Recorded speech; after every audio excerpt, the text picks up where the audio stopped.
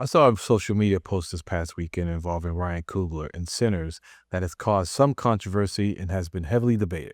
I won't mention the poster's name, but I want to give my opinion on it. And I'm going to be honest, I didn't agree with it. Not because the history is wrong, not because the point about black queer presence and blues culture is invalid, but because of what's being placed on the filmmaker. And that's where I think this conversation goes left. Let's talk about it. I'm Shalako. Welcome to In Another Thing.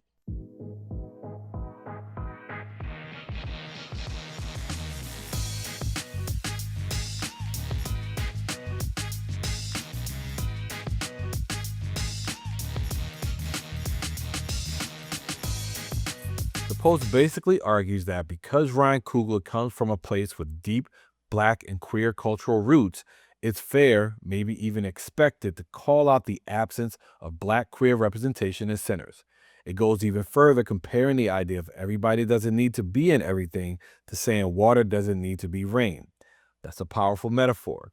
But here's how I see it. I don't think it's fair to expect that kind of representation from this film.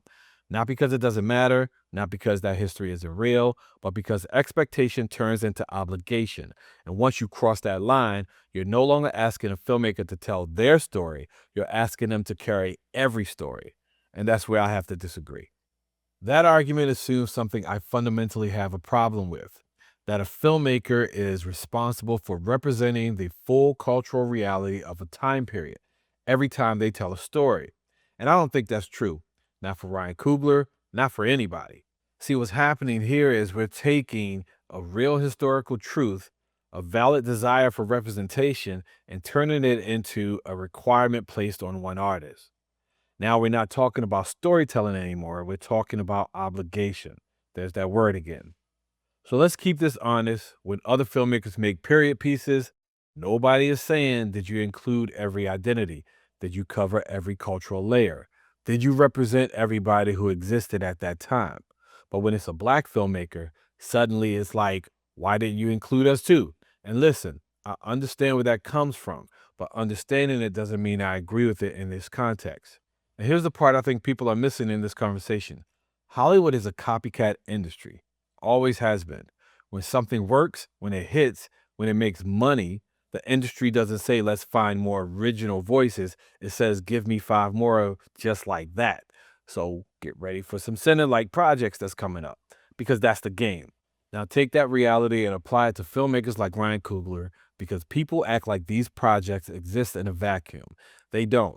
Every film, especially at that level, is financed, approved, marketed, and is measured through a very specific lens. Because historically, Hollywood has been comfortable putting black creators in a very specific box. Certain types of stories, certain types of characters, certain types of narratives, and anything outside of that, it's seen as a risk. So now imagine you're trying to get a film like Sinners made, an original vision, a specific tone, a particular story you want to tell. And on top of all of that, we're adding you also need to represent every layer of the culture. That's not just pressure, that's unrealistic. Because the truth is, it's already hard for black filmmakers to get original projects greenlit. We all know this. So when they finally do, they should have the freedom to focus on telling that story, not reshaping it to meet every expectation that's placed on them. And this is why I keep coming back to the same point. Issue isn't what one filmmaker didn't include. The issue is how hard it is for more filmmakers to get more stories told. Fix that, and this conversation changes completely. Let me make this even more real for you because I've actually lived this. I've been in pitch meetings. I've sat across from executives talking about original ideas, stories I actually wanted to tell, and I can't tell you how many times the response wasn't about the story. It was, can you make it more like Tyler Perry?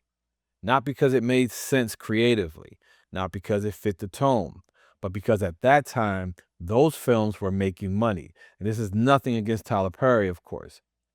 But you got to understand. So now instead of being asked, what's your voice? What story are you trying to tell? You're being asked, can you fit into what we already know sells?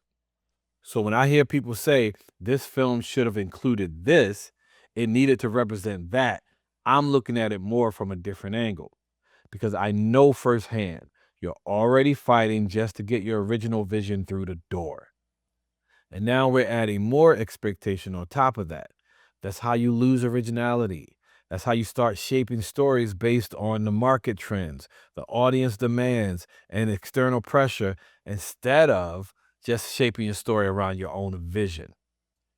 Now, I want to step back and address something else that the post references legends Bessie Smith, Ma Rainey, and Billie Holiday, and the idea that the blues has deep black queer roots. And that's real, and that's history. There's no debate there. I'm not challenging that. But here's the key question. Does acknowledging that history mean every story set in that world has to center around it? And of course, my answer to that is no. Because if that's the rule, then what we're really saying is Black filmmakers don't get to tell a story. They have to tell all the stories. And that's not freedom, that's pressure. I want to make that clear. I've been doing this a long time.